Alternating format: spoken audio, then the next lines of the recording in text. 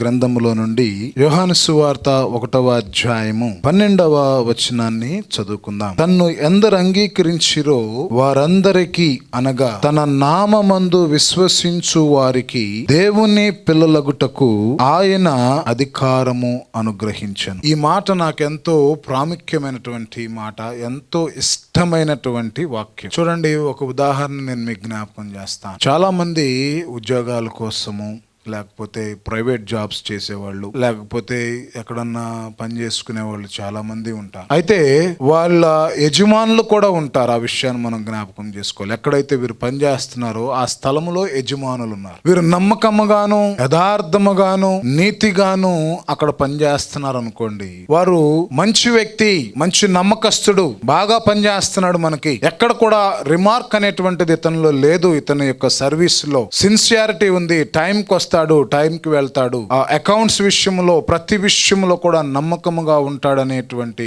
ఒక సాక్ష్యము మీరు కలిగి ఉన్నారనుకోండి. వారు ఆ సాక్ష్యాన్ని బట్టి మీకు ఇంక్రిమెంట్స్ పెంచుతారు, లేదా సంవత్సరం వచ్చేటువంటి బోనస్లు పెంచుతారు. కానీ వారి కుటుంబంలో నిన్ను వారసుడుగా చేర్చుకుంటారా? ఒక్కసారి ఆలోచించి. అది సాధ్యము కాదు. ఈ భూమి మీద ఎవరు కూడా మనము చేసేటువంటి పని ఎంత నమ్మకముగా మనము చేసినా ఆ యజమానుడు నిన్ను ఆ కుటుంబానికి వారసుడుగా చేర్చుకోవటానికి, లేకపోతే తన పిల్లలుగా చేర్చుకోవటానికి ఎవరు కూడా ఇష్టపడరండి. ఎందుకంటే కొన్ని లిమిటేషన్స్ ఉంటాయి. కొంతవరకే నువ్వు ఎంత నమ్మకస్తుడు అయినప్పటికీ కూడా కొంత లిమిట్స్ వరకే నీ యొక్క నమ్మకత్వం, కానీ వారసులు అవటానికి ఆ నమ్మకత్వం పనికిరాదు ప్రియులారా.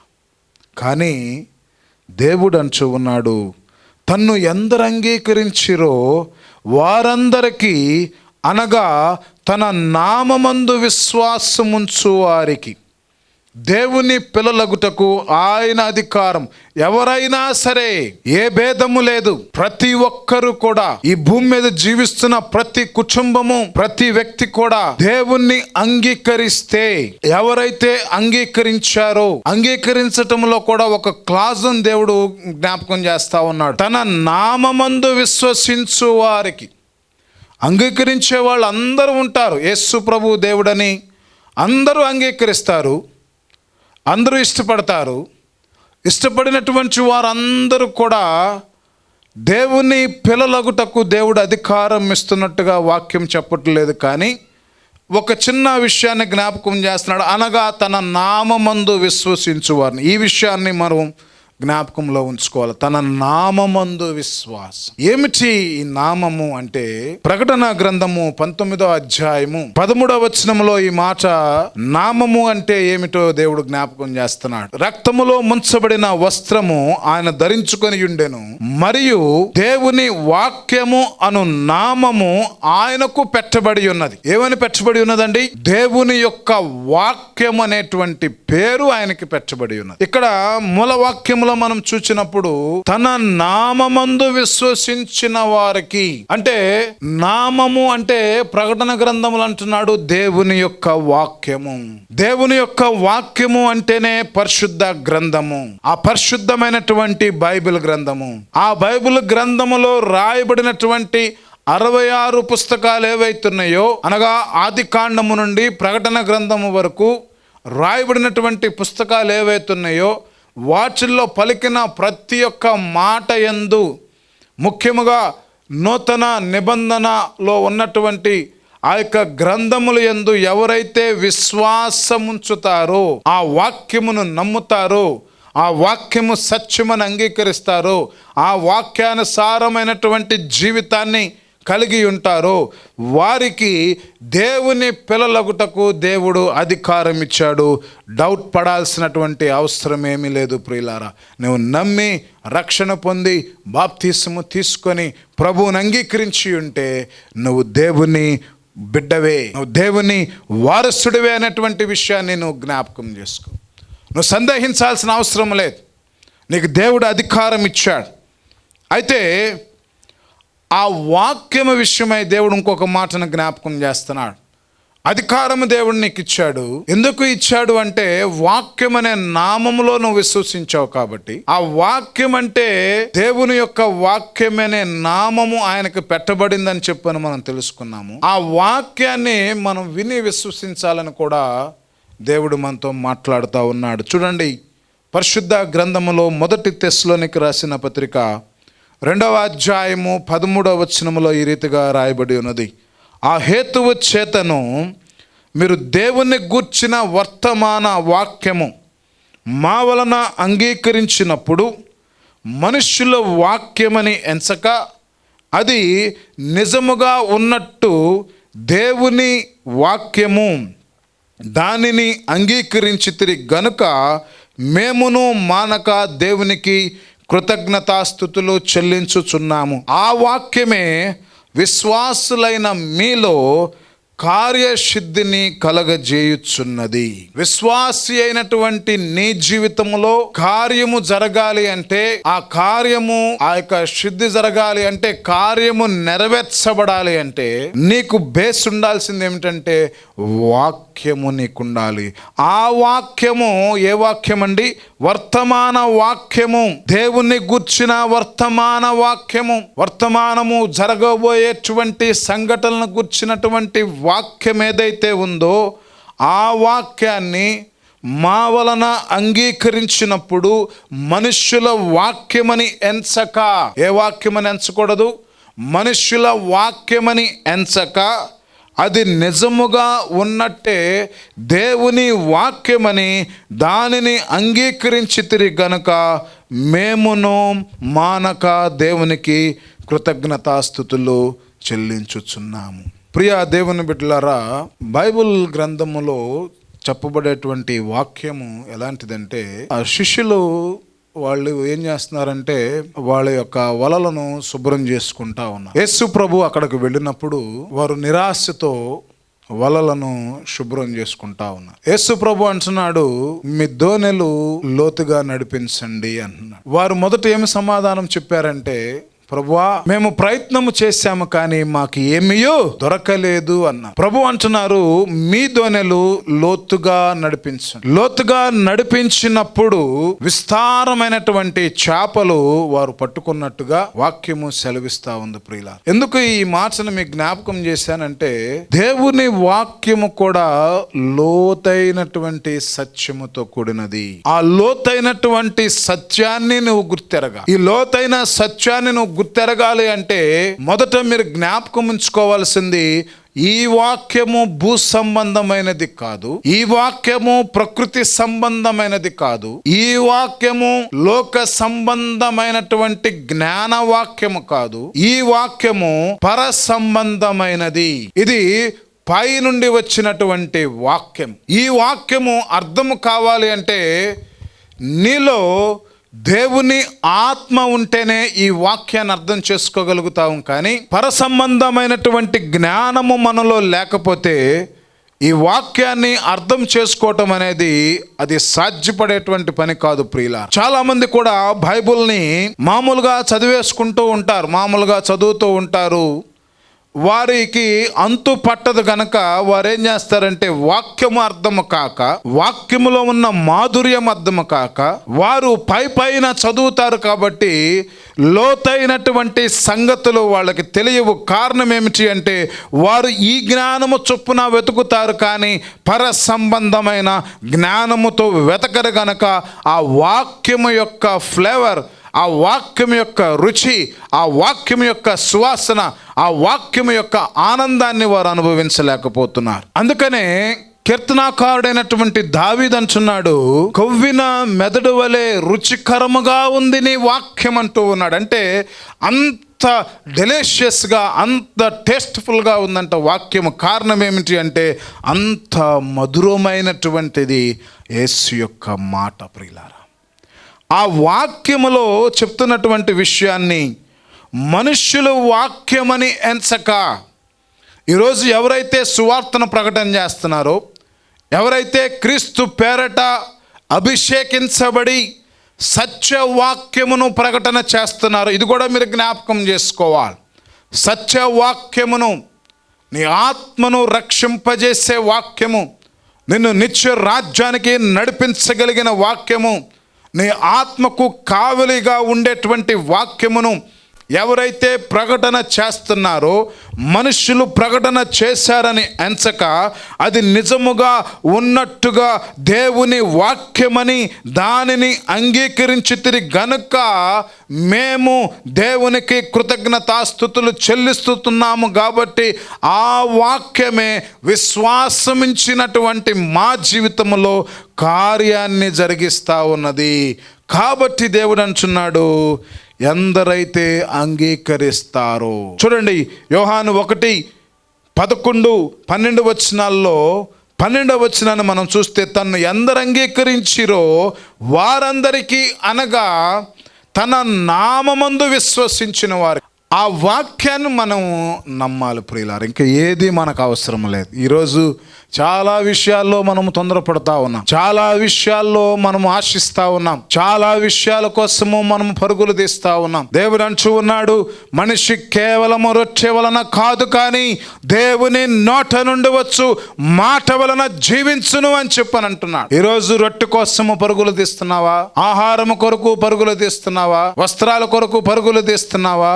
నీకు కనపడేటువంటి ఆకర్షణీయమైనటువంటి ఆరాధనల కొరకు పరుగులు తీస్తున్నావా? లేకపోతే వాక్యానుసారముగా నీ నడతలను సరిచేసుకుంటున్నావా అని మనము ప్రశ్న వేసుకుంటే, నువ్వు వాక్యానుసారముగా ఉన్నట్లయితే దేవుడు అంటూ ఉన్నాడు, యు ఆర్ మై సన్. దేవుడు అంటున్నాడు, నీవు నా కుమార్తెవి, నీవు దేవుని వారసుడవు, వారసురాలవు అని చెప్తూ ఉన్నాడు. అలా ఉండటానికి దేవుడు నీకు అధికారం ఇచ్చాడు. దేవునికి స్తోత్రం చెప్దాం. ప్రియా దేవుని బిడ్డలారా, నిజముగా నీ వారసుడివి, వారసురాలువి. దేవుని పిల్లలగుటకు ఆయన అధికారం ఇచ్చాడని వాక్యం చెప్తూ ఉంది. నువ్వు దేవుని పిల్లలుగా ఉండాలి అంటే నిజముగా దేవుడు మనకు అధికారం ఇచ్చాడా? నిజమేనా? నమ్మొచ్చా? నేనేంటి పాపిని కదా, నేనేంటి దౌర్భాగ్యుడను కదా, నేను ఎప్పుడు దేవుడు నమ్మకంగా లేను కదా. అలాంటిది దేవుణ్ణి నమ్ముకొనుట వెంటనే, అలాంటిది ప్రభువుని విశ్వసించిన వెంటనే, అలాంటిది వాక్యమును అంగీకరించిన వెంటనే దేవుడు నాకు పిల్లలుగా అధికారం ఇస్తాడా, ఆయన వారసుడికి అధికారం ఇస్తాడా అనేటువంటి సందేహం నీలో ఉంటే దానికి వాక్యం అంటుంది. 1 యోహాను 3:1 వచనంలో అంటున్నాడు, మనము దేవుని పిల్లలమని పిలవబడినట్లు తండ్రి మనకెట్టి ప్రేమను అనుగ్రహించెనో చూడుడి.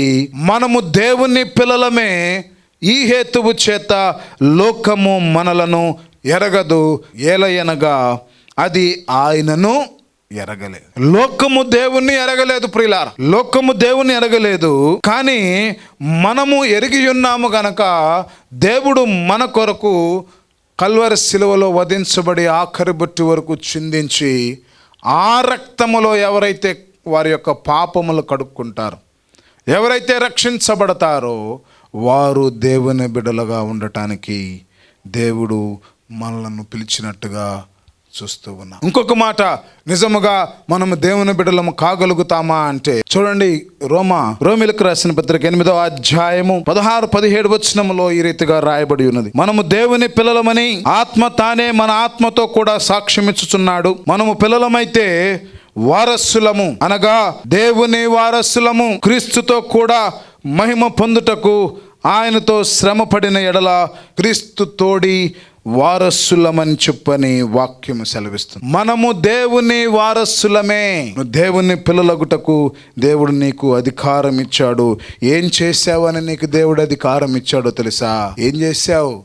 ఏమి చేయలేదు. వాక్యమునందు విశ్వాసం ఉంచు. యేసు దేవుడని నమ్మావు. యేసు చెప్పిన వాక్యము 66 పుస్తకాల్లో ఉన్న ప్రతి మాట దైవముతో కూడినటువంటి మాటని నువ్వు నమ్మి, ఇది మనుష్యులు చెప్పిన మాట కాదు, ఇది దేవుడు మాట్లాడినటువంటి మాట అని నువ్వు నమ్మావు, విశ్వసించావు. కాబట్టి నీవు వారసుడు అయ్యావు ప్రియులు. నిజముగా నేను దేవుని వారసుడని. ఎందుకు పనికిరానటువంటి నన్ను దేవుడు ఎన్నుకొని పిలుచుకొని తన వారసుడుగా చేసుకోవటానికి కేవలము వాక్యమును అంగీకరించుట వలన, విశ్వసించుట వలన ఇంత గొప్ప బహుమానాన్ని దేవుడిచ్చాడంటే దేవుడు మన కొరకు ఎంత ప్రేమను చూపిస్తున్నాడో ఒక్కసారి జ్ఞాపకం చేసుకుని. సిలువలో చనిపోవటము ప్రేమ, చనిపోయిన తర్వాత రక్షించబడినటువంటి నీ ఎడల నువ్వు నా వారసుడివే అని చేర్చుకునే ప్రేమ. ఇంత గొప్ప ప్రేమ కలిగినటువంటి యేసయ్యని మనము నమ్మి విశ్వసించి ఆ యొక్క ప్రేమలో మనము నిలిచి ఉండాలి అంటే కొన్ని విషయాలు మనము మన జీవితంలో కలిగి ఉండాలి. దేవుడైతే అధికారం ఇచ్చాడు. వాక్యం విన్నావు, ఓకే. వాక్యమును అంగీకరించావు, ఓకే. బాప్తిసం తీసుకున్నావు, ఓకే. నువ్వు దేవుని పిల్లలొకటకు దేవుడు నీకు అధికారం ఇచ్చాడు, ఓకే. కానీ 2 కొరింథీ 6వ అధ్యాయము 17-18 వచనాలు అంటున్నాడు, కావున మీరు వారి మధ్య నుండి బయలువెడలి ప్రత్యేకముగా ఉండుడి, అపవిత్రమైన దానిని ముట్టకుడని ప్రభువు చెప్పుచున్నాడు. మరియు నేను మిమ్మల్ని చేర్చుకుందును, మీకు తండ్రినయ్యుందును, మీరు నాకు కుమారులను కుమార్తెలనయ్యుందురని సర్వశక్తి గల ప్రభువు చెప్పుచూ ఉన్నాడు. దేవునికి కుమారుడుగా కుమార్తెగా నువ్వు ఉండాలి అంటే దేవుడు చెబుతున్న ఈ మాటను నీ జీవితంలో ఎప్పటికీ నువ్వు మర్చిపోకూడదు ప్రియులారా. అంటే ఎప్పటికీ అంటే ఈ భూమిలో నువ్వు తనువు చాలించే అంతవరకు కూడా ఈ మాటను నువ్వు మర్చిపోకూడదు. ఏమిటి ఆ మాట అంటే, కావున మీరు వారి మధ్య నుండి బయలువెల్లుడి, ప్రత్యేకముగా ఉండుడి. క్రైస్తవుడైనటువంటి నీవు ప్రత్యేకముగా ఉండాలి. క్రైస్తవుడైనటువంటి నీవు ప్రియులారా నీ జీవితంలో క్రీస్తును పోలి నువ్వు నడుచుకోవాలని దాని అర్థం. ఇంకొకటి, అపవిత్రమైన దానిని ముట్టకుడి ప్రభు చెప్పుచున్నాడు. అపవిత్రమైనటువంటిది ఏంటి? అపవిత్రమైనవి చాలా ఉన్నాయి. అపవిత్ర ఆత్మ ఒక మనుష్యుని వదిలిపోయిన తర్వాత అది విశ్రాంతి వెతుకుచూ నీరు లేని చోట్ల తిరుగుచూ ఉండెను. మనుష్యుని అపవిత్రపరిచేటువంటి ఆత్మ ఉంది. ఆ అపవిత్రపరిచే ఆత్మ ఏం చేస్తుందంటే మనుష్యుని అపవిత్రపరచడానికి అనేక రకములైనటువంటి ఆ యొక్క అపవిత్రమైనటువంటి క్రియలు, కార్యాలు మన పట్ల చేయించడానికి ప్రయత్నం చేస్తాయి. అలాంటి అపవిత్రమైనటువంటివి ఏవైతే ఉన్నాయో వాటి జోలి వెళ్లకుండా, అవి తినుబండారాలైనా కానివ్వండి, అవి స్నేహాలైనా కానివ్వండి, లేకపోతే ఇంకొకటి ఏదైనా కానివ్వండి, వాటితో సహవాసము చేయకుండా జాగ్రత్తగా ఉండమని దేవుని యొక్క వాక్యం సెలవిస్తూ ఉన్నాడు. అందుకని దేవుడు అంటున్నాడు, ఈ రీతిగా ఉన్నటువంటి నిన్ను నేను చేర్చుకుంటాను, మీకు తండ్రినై ఉంటాను, మీరు నా కుమారుడు కుమారులై ఉంటారని సర్వశక్తి కలిగినటువంటి ప్రభువు ఈ మాటలు మనకు సెలవిస్తా ఉన్నాడు. ప్రియులా చూడండి, ఎంత సంతోషమైనటువంటి వాక్యం. దేవుడే మనకు తల్లి తండ్రి అయితే, దేవుడే మనకు సర్వం అయితే ఆ కుటుంబం ఎంత ఆశీర్వదించబడుతుందండి. ఆ కుటుంబం ఎంత దీవించబడుతుంది. ఆ కుటుంబము గొప్ప దీవెనలతో నింపబడుతుంది. ప్రియులారా, ఆ దీవెనను కావాలి అనుకుంటే, ఆ దీవెనను పొందుకోవాలి అనుకుంటే నువ్వు ఈ వాక్యానుసారముగా నడుచుకోవాలి. 2వ విషయం ఏమిటి అంటే, లూకాసు సువార్త 10వ అధ్యాయము 27వ వచనములు అంటున్నాడు, ప్రియ దేవుని బిడ్డలారా ఈ మాటలు ఒక్కసారి అర్థం చేసుకోవాలి. అన్నిటికంటే ముందుగా మనము దేవుణ్ణి ప్రేమించాలి. మొదటిగా పరిశుద్ధముగా ఉండాలి. 2వది అందరినీ మనము ప్రేమించాలి. నిన్ను వలె నీ పొరుగు వారిని కూడా నీవు ప్రేమించాలి.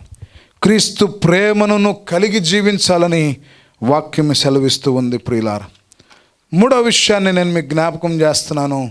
3వ విషయంలో ఎఫెసీయులకు రాసిన పత్రిక 4వ అధ్యాయము 22వ వచనములు అంటున్నాడు, కావున మునుపటి ప్రవర్తన విషయములోనైతే మోసకరమైన దురాశ వలన చెడిపోవు మీ ప్రాచీన స్వభావమును వదులుకొని మీ చిత్త వృత్తి యందు నూతన పరచబడిన వారై నీతియు యథార్థమైన భయభక్తు గలవారై దేవుని పోలికగా సృష్టింపబడిన నవీన స్వభావమును ధరించుకొనవలెను.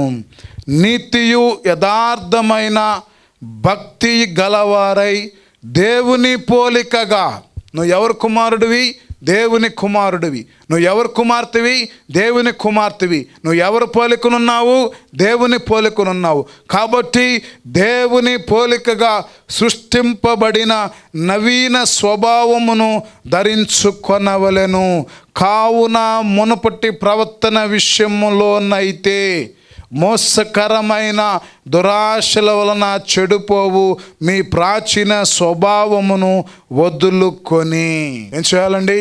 ప్రాచీన స్వభావాన్ని విడిచిపెట్టేసేయాలి. ప్రాచీన మోసకరమైన అలవాట్లు తీసివేయాలి. మోసకరమైన క్రియలు విడిచిపెట్టాలి. ప్రార్థన లేనటువంటి జీవితాన్ని ఏదైతే నువ్వు కలిగి ఉన్నావో అది విడిచిపెట్టాలి. వాక్యానుసారమైన జీవితం లేకుండా నువ్వు జీవిస్తే అది విడిచిపెట్టాలి. అనుదినము నీ ఇంట్లో కుటుంబ ప్రార్థన జరగాలి ప్రియులారా. అనుదినము నీ ఇంట్లో స్తుతులు చెల్లించాలి. ప్రతి విషయంలో దేవునికి కృతజ్ఞతార్పణలు చెల్లించాలి. ప్రతి విషయంలోనూ దేవునికి భయపడుచు నూతన స్వభావము, నవీన స్వభావము కలవారమై దేవుని బిడ్డలము గనక దేవుని బిడ్డలుగానే మనము జీవించాలి.